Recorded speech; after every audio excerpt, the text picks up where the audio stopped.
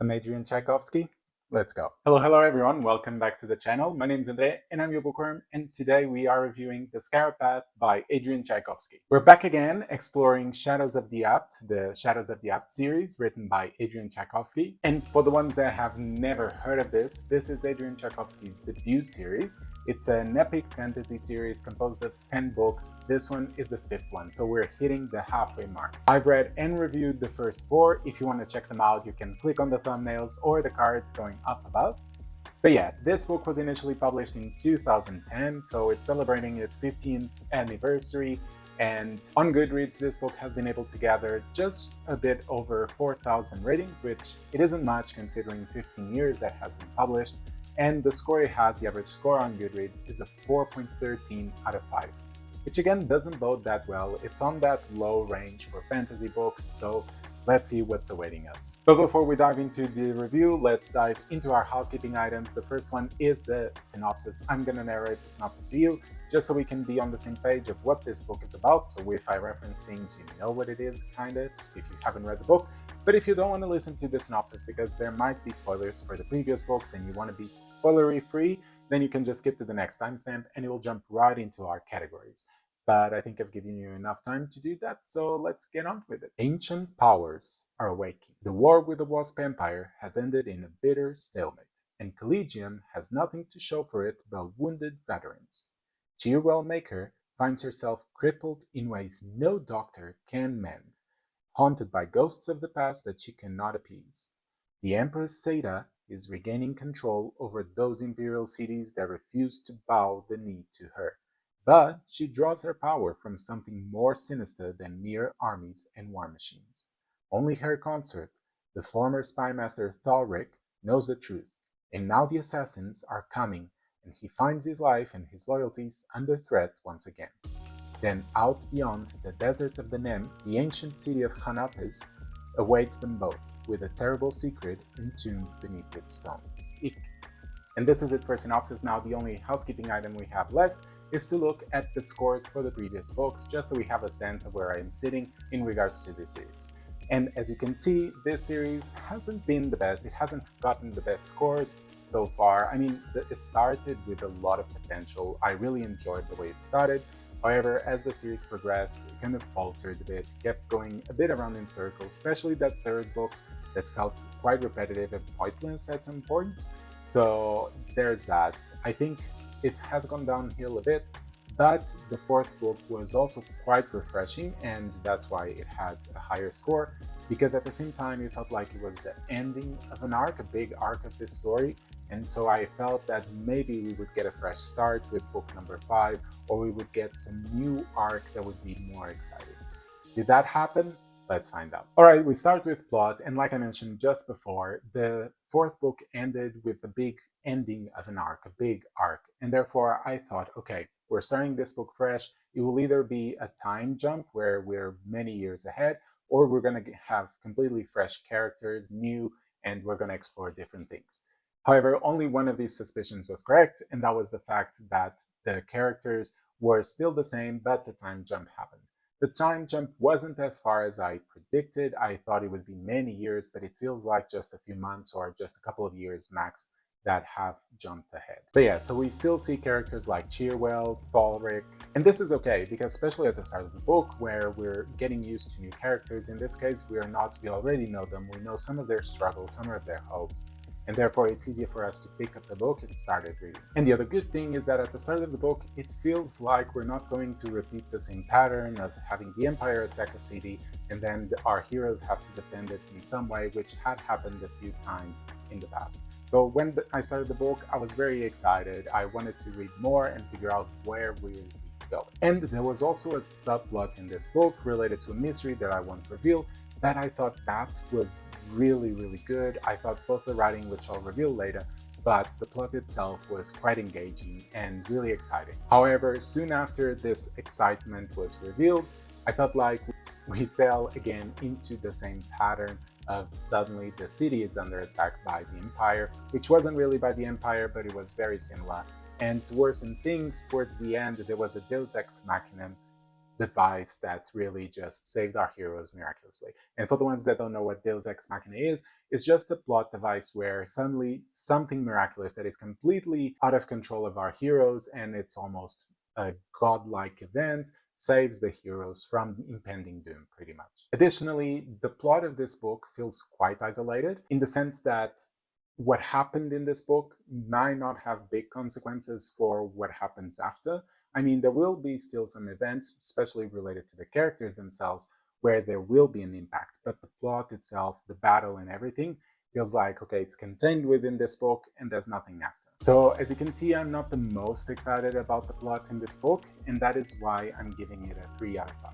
Okay, moving on to characters. Since we're really accompanying the same characters as we've seen in the previous books, it's quite easy for the reader to feel attached to them. However, I do think that the author was able to better develop these characters than he did in the previous books. Especially Cheerwell, which I think is our main protagonist. I feel like her doubts and conflicts were really well explored and comprehensively, which allows her actions to feel not only rational, but also like something we could potentially do. And in a similar fashion, although I don't think as thoroughly, Thalric was a good character that was developed very well, because he has a lot of conflicts, not only with the external world, but also internally trying to figure himself out. And so we got to explore that and learn more about him. The only thing that I still complain a bit about regarding characters is the relationships. And this is something that has been going since the first book, because sometimes the relationships between the characters feel over-dramatized, like a telenovela style. But thankfully, in this book, it doesn't take center stage as it did in previous books. So for this category, I'm gonna give it a 4 out of 5. Halfway, we have world building, and we have a clear advantage here, which is we get to explore a completely new place, which not only evokes that exploratory feeling, that excitement, but then it raises the questions of like, what other mysteries are we going to be revealed? Are we going to know more about the past of this world? Are we going to see new kindred, which are the people / insects mixed with insects that we see across in this universe? I won't reveal the answer to these questions, but I'll let you discover by yourself and say that at least some will appease you, and I think Adrian Tchaikovsky did a really good job at expanding the world and at the same time deepen the things that we knew. And I think this time around, the part of the world that he created, he also infused a lot of culture into it. Although, because of what I mentioned in the plot, about the plot feeling quite isolated to this book and not really transcending several books, I think that whatever happened in this book and whatever exploratory things happen in this book and all of the culture, it won't really influence anything else in the series, which is sad because I think it was really well done and really well constructed. So it's kind of like a double-edged sword, and because of that, I'm going to give it a 4 out of 5. Our second last category is writing style, and for this category, I'm going to sing praises. I think this volume, this installment, takes a complete turn, not in a bad sense, but we have this suspense, horror, thriller vibe to it that I really enjoyed. Remember that subplot, that mystery subplot I mentioned? I think that subplot should have been the main plot of the book, where only that would have mattered, and maybe a slight thing here and there on other plots, but this should have been this main center stage of this book. I think Adrian Tchaikovsky was able to invoke the same feeling I had when I was watching Avatar: The Last Airbender and they kept saying there's no war in Ba Sing Se. Very similar feeling, which is really good if you know what type of media I'm talking about. It's that feeling, that eerie feeling that something's amiss.